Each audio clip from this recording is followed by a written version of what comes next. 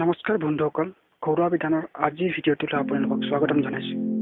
আজিৰ এই ভিডিঅ'টোত আপোনালোকক মই শিকাম যে কিদৰে ঘৰতে অতি সহজতে এল'ভেৰাৰ চাবোন বা এল'ভেৰাৰ চ'প কিদৰে বনাব পাৰি সেই বিষয়ে আজি আপোনালোকক এই ভিডিঅ'টো শিকাম। গতিকে এই ভিডিঅ'টো সম্পূৰ্ণৰূপে চাব, স্কিপ নকৰাকৈ, কাৰণ যদি স্কিপ কৰে আপোনালোকে চাবোনটো সঠিকমতে বনাব নোৱাৰিব। তেন্তে আহক আজিৰ ঘৰুৱা বিধানৰ এই ভিডিঅ'টো আৰম্ভ কৰোঁ। বজাৰত যিবোৰ চাবোন পায় সেই সকলোবোৰত কেমিকেল থাকে। ইয়াৰ লাগিলে আয়ুৰ্বেদিক চাবোনেই হওক বা অন্য চাবোনেই হওক, সকলোতে কেমিকেল থাকে, কাৰণ কেমিকেল নোহোৱাকৈ চাবোন বনোৱাটো ইম্পচিবল। সেইবাবে আপোনালোকে ঘৰতে চাবোন বনাওক, ঘৰতে ইউজ কৰক। তেন্তে আহক কেনেদৰেনো ঘৰতে বনাব পাৰি চাবোন তাৰ বিষয়ে জানো।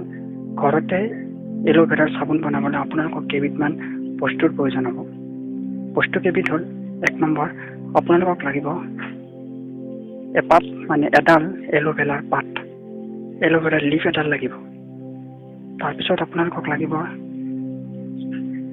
1/4 কাপ অৰ্থাৎ 4/4 এভাগ গৰুৰ গাখীৰ বা ছাগলীৰ গাখীৰ। ছাগলীৰ গাখীৰ হ'লে বেছি ভাল।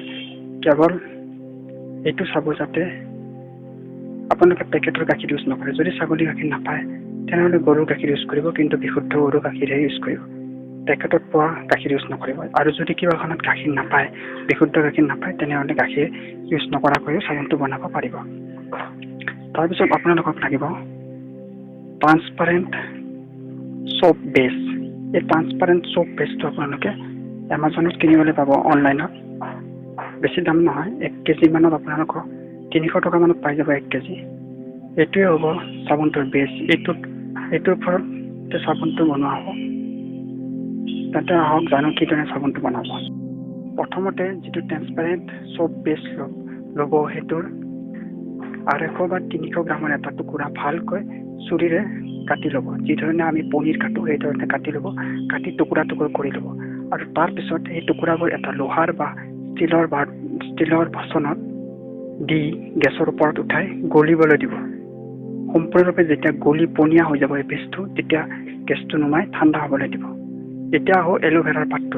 এল'ভেৰাৰ পাতটো আপোনালোকে এটা এল'ভেৰা পাত লৈ তাৰ 2টা ছাইডৰ য'ত কাঁইট থাকে সেই কাঁইট থকা ছাইডটোতে চুৰিৰে ভালকৈ কাটি ল'ব। আৰু কাটি পাতটোৰ মাজেৰে দুফাল কৰিব। দুফাল কৰাৰ পিছত পাতটোৰ মাজত যিটো জেল থাকে সেই জেলটো চুৰিৰে পঠালিকৈ আপোনালোকে উলিয়াই ল'ব। আৰু সেই জেলটো মিক্সাৰ গ্ৰাইণ্ডাৰত বা আপোনালোকৰ যি খুন্দনা আছে খুন্দনাত খুন্দিব। আৰু সেইটো খুন্দি লৈ আপোনালোকে লিকুইড কৰি ল'ব। সেইটো জেলটো লিকুইড কৰি লৈ এটা বাতিত থৈ দিব। এতিয়া আপোনালোকে যিখিনি ট্ৰান্সপাৰেণ্ট চ'প বেছ গলাই লৈছিল সেইখিনি ঠাণ্ডা হোৱাৰ পিছত এই এল'ভেৰা যিটো জেলখিনি লিকুইড কৰি লৈছিল সেইখিনি আপোনালোকে সেই বেছটোত মিলাই দিব।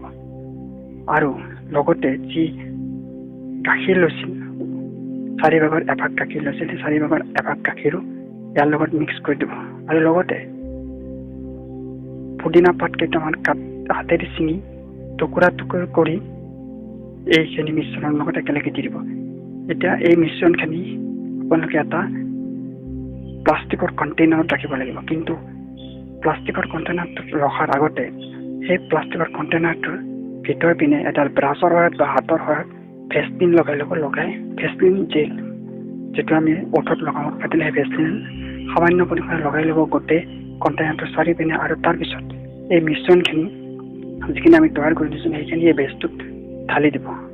আৰু ঢালি দিয়াৰ পিছত এই কণ্টেইনাৰটো আপোনালোকে ফ্ৰিজৰ আইচ বক্সত ৰাখি দিব। প্ৰায় এদিনলৈ আপোনালোকে এইটো ফ্ৰিজৰ আইচ বক্সত ৰাখিব লাগিব। আৰু তাৰপিছত এদিন পিছত যেতিয়া আপোনালোকে উলিয়াব তেতিয়া দেখিব এইটো পুৰা ধুনীয়া এল'ভেৰাৰ চ'প তৈয়াৰ হৈ গৈছে। এই চ'পটো আপোনালোকে ঘৰতে ইউজ কৰিব পাৰিব। আৰু যদি আপোনালোকে ভাবে যে এইটোৰ দ্বাৰা আমি কিবা এটা কৰোঁ, ব্যৱসায় কৰোঁ, তেনেহ'লে পেকেজিং কৰি এইটো বিক্ৰী কৰিব পাৰিব। অতি ভাল চ'প আপোনালোকে 70-80 টকাত বিক্ৰী কৰিব পাৰিব। চ' এই ধৰণে বনাই লোৱা এল'ভেৰা চ'পটো ব্যৱহাৰ কৰক। আপোনালোকৰ ছালো কোমল হ'ব, ছাল ক্লিয়াৰো হ'ব, ধুনীয়া হ'ব, ছাল উজ্জ্বল হ'ব।